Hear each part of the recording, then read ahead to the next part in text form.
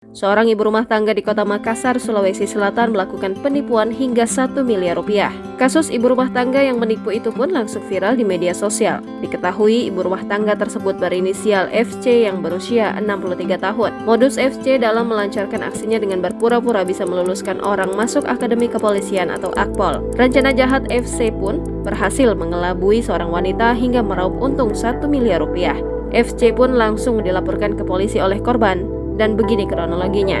FC diringkus polisi setelah melakukan penipuan terhadap warga Papua dengan modus akan luluskan di Sekolah Akademi Kepolisian. FC diamankan oleh tim gabungan dari Ditreskrimum Polda Papua dan tim Respon Ditreskrimum Polda Sulsel di tempat tinggalnya di kawasan Mamajang, Kota Makassar, Sulawesi Selatan, Sabtu 2 September 2023. Kanit Resmob Ditreskrimum Polda Sulsel, Kompol Dharma Negara mengatakan, korban yang diketahui berinisial LT yang merupakan warga Papua telah melapor ke polisi pada 2019 lalu bahwa dirinya telah ditipu oleh seorang wanita. Kami backup untuk melakukan penangkapan di Makassar karena terlapor rumahnya di sini. Pelaku ini terlibat dalam aksi tindak pidana penipuan dan penggelapan, kata Dharma kepada Kompas.com Minggu 3 September 2023 malam. Dharma mengungkapkan modus FC saat menipu korban adalah dengan mengiming-imingi korban dapat meluluskan sang anak menjadi seorang anggota polisi dan mengikuti pendidikan di Akademi Kepolisian. Pelaku mengakui melakukan penipuan dengan modus menjanjikan anak korban lulus sebagai anggota Polri di daerah Papua dengan cara membayar imbalan yang ditentukan oleh pelaku,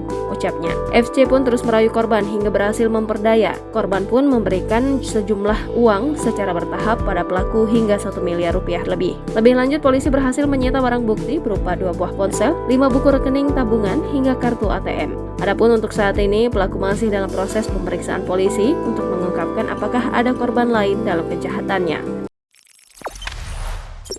Jangan lupa subscribe, share, komen, dan like ya!